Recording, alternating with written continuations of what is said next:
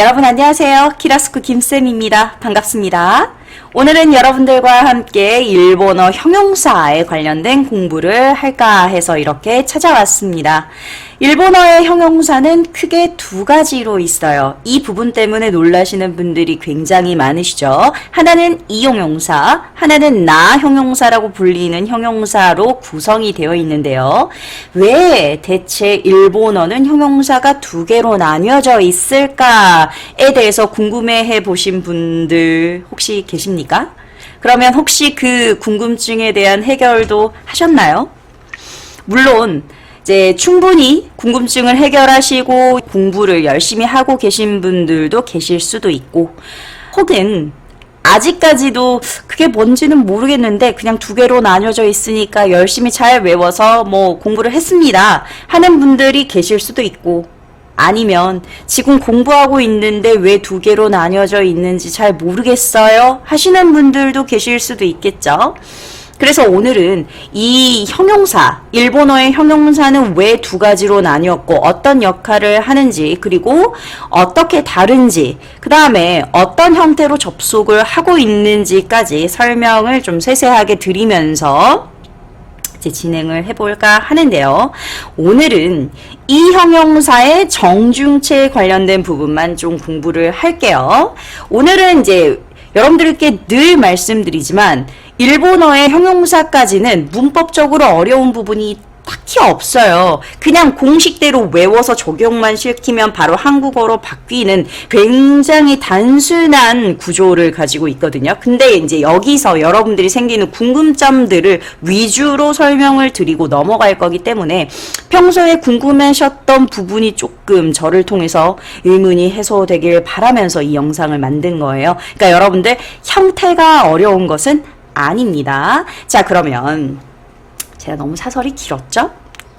이 형용사에 대한 사전적 의미를 살펴보면서 한번 공부를 시작해 볼게요. 여러분들 여기 보시면 이렇게 써져 있어요. 이거는 정말 사전적 의미예요.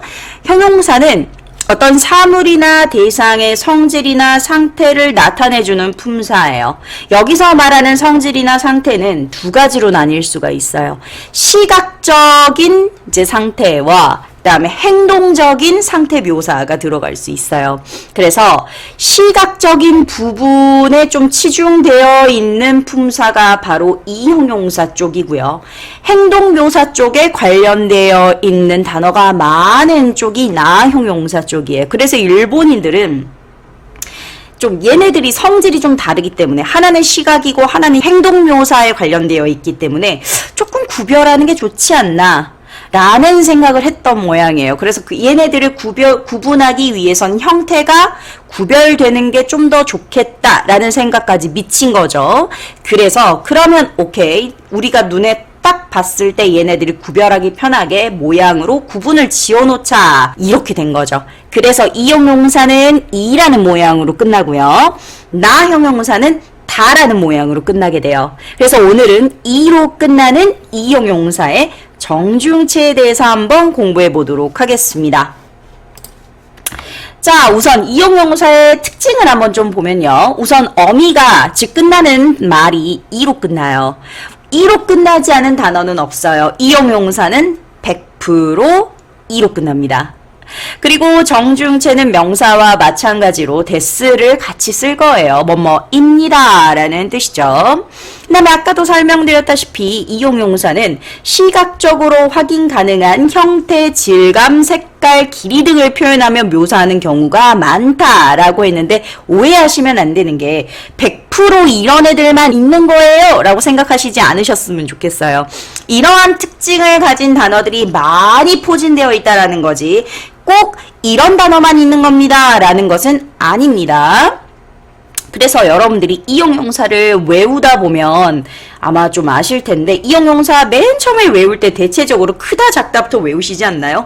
크다, 작다, 넓다, 좁다, 길다, 짧다, 깊다, 얕다, 뭐 이런 거, 거칠다, 부드럽다, 아니면 색깔 관련 빨갛다, 파랗다, 뭐 이런 단어들부터 외우기 시작하시잖아요. 그러니까 그것만 봐도 이용용사는 정말 눈으로 시각적으로 확인할 수 있는 형태나 질감, 색깔, 길이 등을 표현할 수 있는 단어들이 정말로 많구나라는 생각을 해보실 수 있겠죠. 자, 그러면 이 이용용사가 어떤 모양으로 활용이 되는지 한번 좀 살펴보자면요. 제가 작다라고 하는 단어를 가져왔어요. 자, 작다라고 하는 단어 찌사이라고 읽는데요. 제가 명사를 아마 설명할 때도 똑같은 얘기를 했던 것 같아요. 일본어와 한국어 서로 비슷한 점들이 많기 때문에 한국인들이 일본어를 공부할 때 그렇게 맨 처음엔 어렵지 않아요. 낯설지 않아요. 이유인즉슨 이 어미 부분이 없어지면서, 그러니까 작다에서 이 다가 없어지면서 한국어도 활용이 시작되거든요. 작다, 작지 않다, 작았다, 뭐 작습니다, 이런 식으로. 근데 일본어도 똑같이 이 어미 부분인 이가 없어지면서 활용 형태가 붙어요. 그렇기 때문에 항상 뭔가를 활용할 때는 이를 없애줘야겠구나 라는 생각을 해주시면 굉장히 간단하죠. 자, 그러면 어떤 형태로 활용이 되는지 한번 살펴볼게요. 자, 일본어 이용용사의 정중체 정리표가 나와 있는데 뜻들은 너무 쉽죠. 현재, 부정, 과거, 과거, 부정을 이렇게 나눠 놨는데요. 우선 현재는요, 뭐 이용용사입니다. 그 다음에 부정은요, 이용용사가 아닙니다. 과거는 이용용사였습니다. 과거 부정은 이용용사가 아니었습니다. 이 부분까지는 여러분들이 너무 잘 알고 계시고, 우리가 이 부분을 문법적 용어로 시제라고 부르고 있습니다. 현재 시제와 과거 시제로 나뉘어져 있죠. 그리고 아까 제가 데스를 붙인다고 했는데 데스를 어디다 붙일 거냐? 원형이라는 말이 나왔어요. 원형이 뭐지? 원형은요, 쉽게 말하면 그 어떠한 변형도 되어 있지 않은 단어 원래 그대로의 형태라고 해서 원형이라고 부르고, 이거를 다른 교재들에서는 사전형이라고 부르기도 해요. 사전형이라는 건요, 여러분들 원형이랑 거의 똑같은 말인데 무슨 말이냐? 사전에 올라가 있는 형태란 뜻이에요. 일본어는요, 이제 원형으로 찾지 않으면, 즉 사전에 올라가 있는 형태로 찾지 않으면 단어를 찾을 수가 없거든요. 근데 다 이게 원형으로 올라가니까요. 그래서 사전에 올라가 있는 형태 이꼴 원형이구나 이렇게 생각해 주시면 되고, 이용용사에서는 이로 끝나는 변하지 않는 그 모양 그대로 뭘 붙여주면 된다? 데스를 붙여주면 된다. 이렇게 생각하시면 아주 간단할 겁니다. 이제 문제는 부정 형태인데요. 뭐시가 아닙니다. 우리 명사일 때는 대화가 붙었거든요. 그런데 이용용사일 때는 꾸라고 하는 아이가 붙어요. 꾸 아리마생이 될 거예요. 여기까지 괜찮으시죠? 명사랑 구분하셔야 돼요. 대화 아리마생이 아니라 꾸 아리마생, 이 꾸 꼭 기억해 주시면 감사하겠습니다. 그 다음에 과거 형태에서 이제 여러분들이 한 별표 100개쯤 치고 공부를 하셔야 될 거예요. 왜냐면 많은 분들이 이미 명사를 공부할 때 데스의 과거 형태는 데시다다라는 게 이미 머릿속에 박혀 있어요. 그러니까 이용용사도 공부할 때 정중체가 데스니까 아마 데시다가 붙지 않을까라고 너무 자연스럽게 생각을 하세요. 그래서 제가 이 이용용사 부분을 설명을 할 때 학생분들한테 미리 물어봐요. 여러분들 데스의 과거 형태가 뭐죠? 그러면 너무 자연스럽게 데시다요 라고 대답을 하거든요. 근데 이 형용사에서는 데시다를 쓸 수 없습니다 라고 할 때 굉장히 당황하시죠.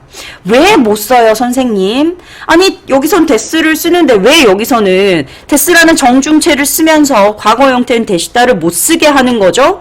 이해할 수가 없는데요. 자, 우선 그러면 이 형용사의 과거 형태가 뭔지 한번 살펴볼 텐데요.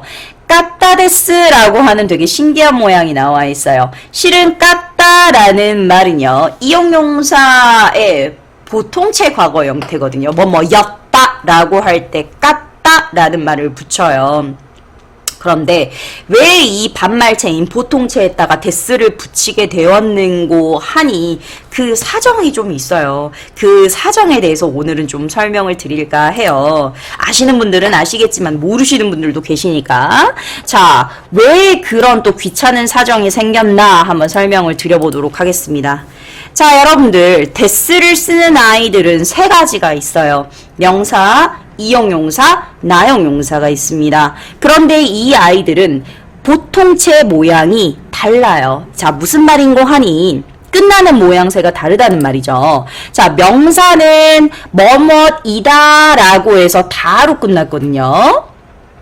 여기서 이제 여러분들 하나 기억하셔야 될 거는 일본어는요.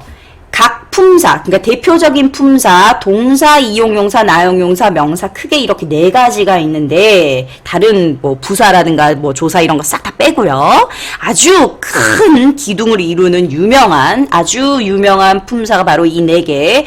이제 명사, 이용용사, 나용용사, 동사 각각 끝나는 모양새가 달라요. 그래서 여기에다 수만 가지 단어를 뿌려놓고 자 너희들이 한번 품사를 구별해보세요 라고 해도 여러분들이 그 단어 뜻을 몰라도 끝나는 모양만 보고 품사를 전부 다 구별 가능할 정도로 모양이 명확하게 끝나는 모양새가 전부 다 정해져 있어요. 이용용사는 이로 끝나고요. 나용용사는 다로 끝나요. 그 다음에 명사는 보통체 기준으로 말씀을 드리는 거예요. 명사, 보통체, 뭐뭐이다. 다로 끝나거든요. 이래서 문제가 생기는 거예요. 자, 근데 선생님 여기서 왜 다로 끝난 애가 두 개가 있죠? 명사랑 나용용사는 품사가 다른데 왜 끝나는 모양이 같죠?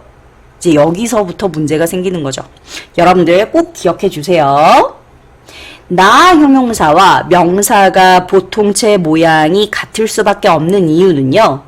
단어를 공유하기 때문이에요. 무슨 말인고 하니 나 형용사에서 가장 유명한 단어 중 하나인 친절하다가 있어요.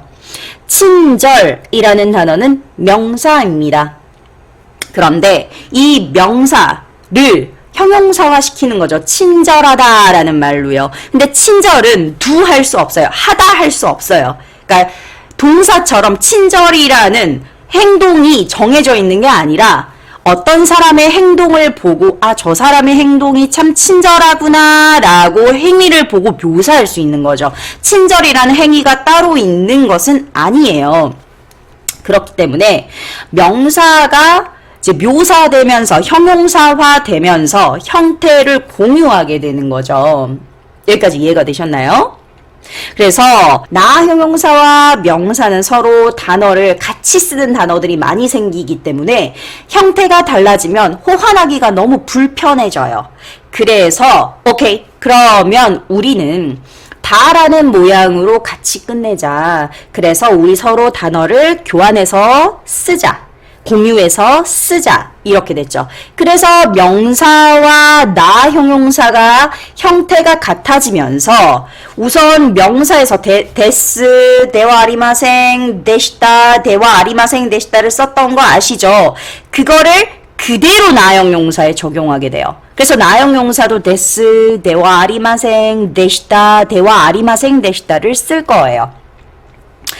그렇기 때문에 명사와 나 형용사가 데시다를 쓰게 된 거죠. 다로 끝난 애들이 데시다를 차지하고 있기 때문에 이형용사, 이로 끝나는 이형용사가 나는 데시다를 쓰기에 애매한데? 라는 상황이 되어버린 거예요. 왜냐면 다로 끝난 애들만 우리는 데스의 데시다까지 전부 다 우리가 가져갈 거야 라고 되어버렸기 때문에 이형용사는 이로 끝나서 데시다를 쓸 수 있는 방법이 없는 거죠.